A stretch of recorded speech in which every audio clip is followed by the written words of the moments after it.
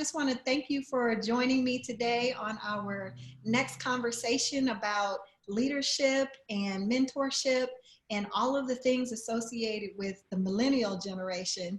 And today we're going to offer our listening audience 3 tips on how to get millennials to think about leadership roles. And statistics are saying that typically a millennial will come into the workplace and probably won't stay longer than 5 years.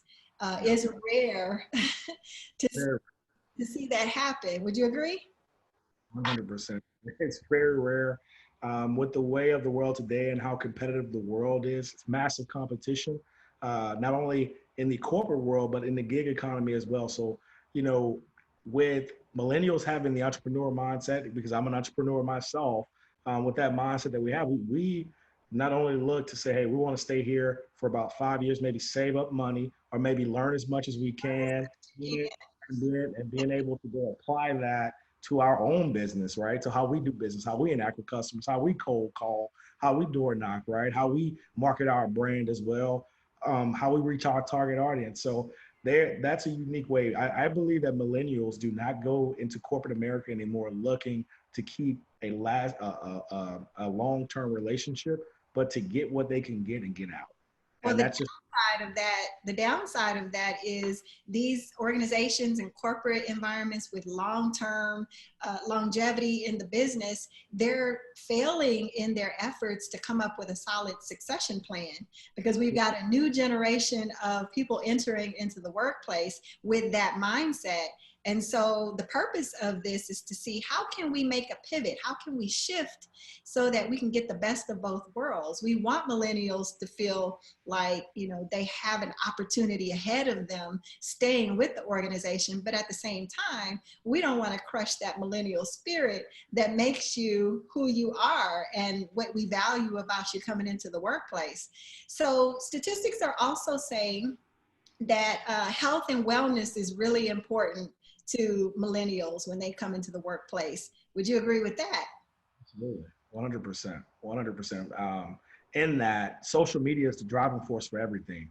And when you look at a person, they want to look the part, they want to feel the part. They care about how they look, and they care about their image, not only in the workplace, but on the platforms that they have, right? So you'll see these millennials actually post pictures at work in their uniforms, tailored, in shape, feeling good about themselves. So they want to eat right. They want to eat properly. They want to work out consistently. So, one thing that's attractive in corporate America is if you have a gym at your corporate office, right? Or if you allow them, or most millennials will go during a lunch break to work out and come back and go to work. So, you have a generation who is not only focused on the work, but focused on how they look, because, as the saying goes, if you look good, you feel good. If you feel good, you work good. And so, with that mindset, you can't be beat. They feel that health and wellness is the key recipe to success in the work world. It helps you, it allows you to have more energy at work.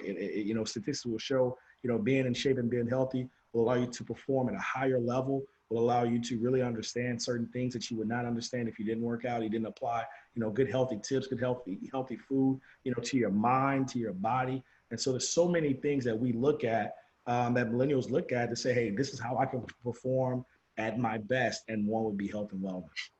Well, you brought up a good point about social media.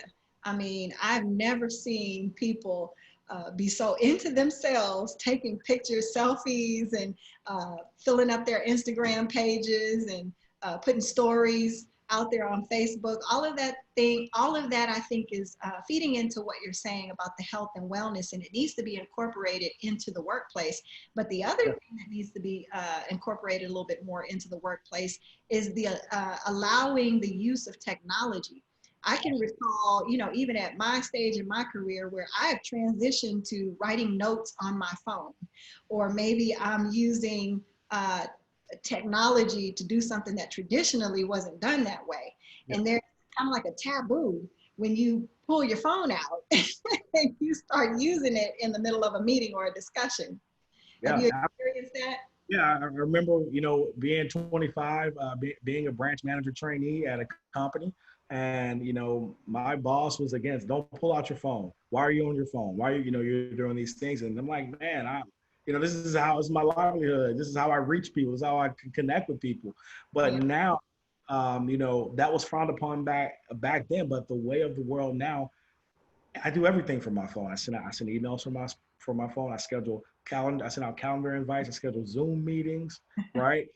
I have to send important texts to my team. So there are a lot of things that I can do. I can literally get on a Zoom call from my phone if I'm in the vehicle while my driver's driving, and be able to conduct a meeting with my team. So the phone is so useful. And the cell phone is so useful these days, because you might need to take pictures for a client. And if you're in real estate, you need to take pictures for a client and send them to the client. If you're taking them with a camera, it's going to take hours, and so, our days, right, for you to upload, to send, email, but everything can be done at the tip of your phone, right? So you have these great iPhones, these great iPhones, these Samsung phones, the Google phones, these wonderful, amazing, powerful machines that perform just like a computer, just like a tablet, and Yeah.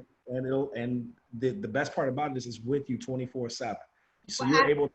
fear behind that though is some of the more adverse things that can be done with that technology, because there's this fear that, oh, well, what if that person is recording what I'm saying or what I'm doing? I mean, we watch the news all the time and we see leaks in the media about a conversation that somebody was having, and they thought that that conversation was actually being held private. And then there's so many other apps that you can put on your phone that do all kinds of things that I think that's where that fear comes in with the older generation. They already don't trust shopping online. Putting their credit card number into a shopping cart is just totally taboo. So, there again, we have to find that balance between the millennial mindset and those who are more seasoned in the workplace. But you also made a good point about the idea of just being flexible, right? Yes. So flexible with technology, flexible with the work-life balance, thinking about the whole person, as opposed to just sitting in an office all the time and thinking that the only way work gets done is if you're sitting at your desk, right? That's not the case at all.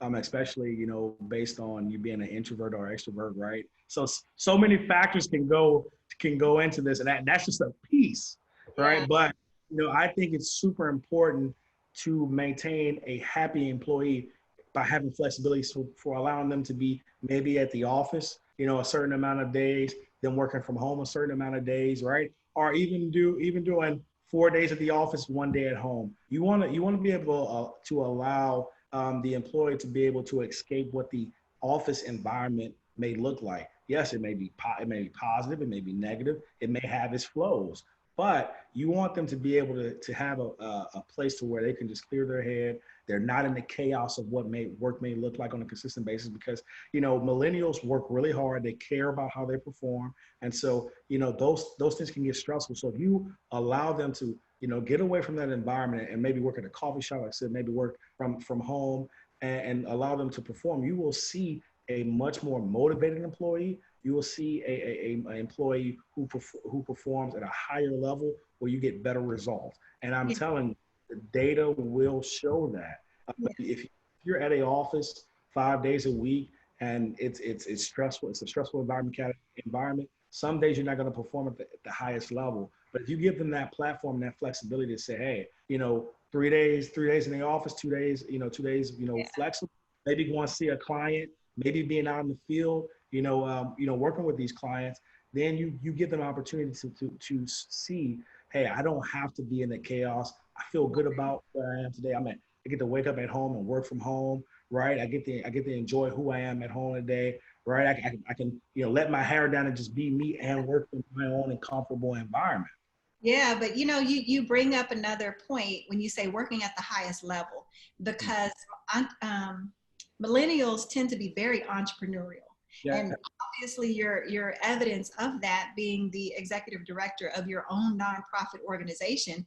Philanthropy, entrepreneurship, having flexibility, again, thinking about the whole person is super important to attract and keep millennials and Gen Z now, because we've got that age group entering into the workforce. And we've still got some time before we figure out exactly what makes them tick.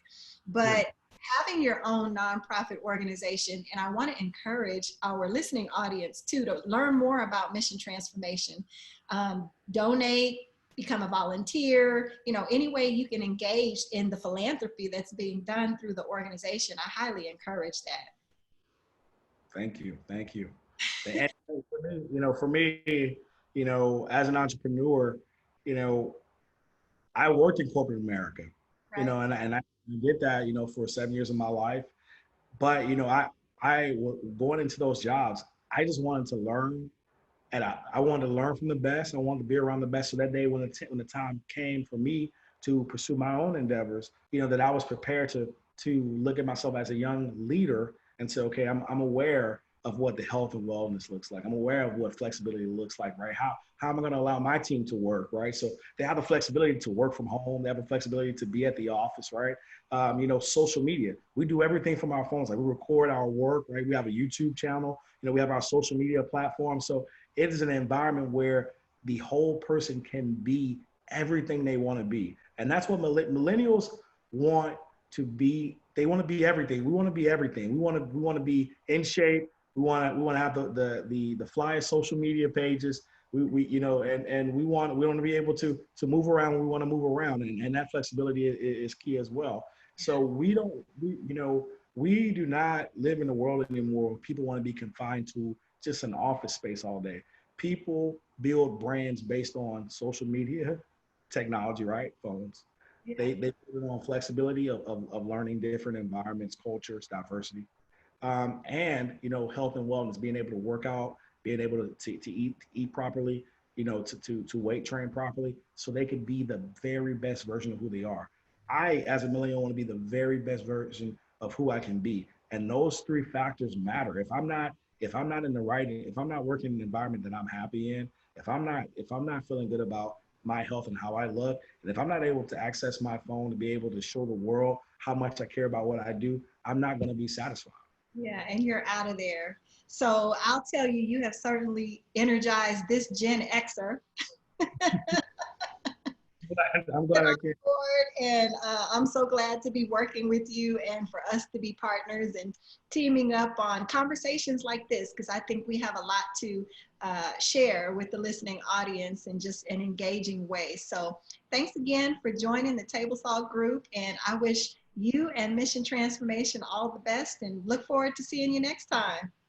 Thank you for having me. I enjoyed the talk. Table Salt Group is phenomenal. Glad to be able, to interview and just talk about, what we do as an organization to support you guys' causes as well. Phenomenal leadership and development training that you guys do. I'm impressed. I've had an opportunity just to experience it. So if you haven't experienced, leadership and development training through Table Salt Group, please, please, please check it out. You will be grateful that you did.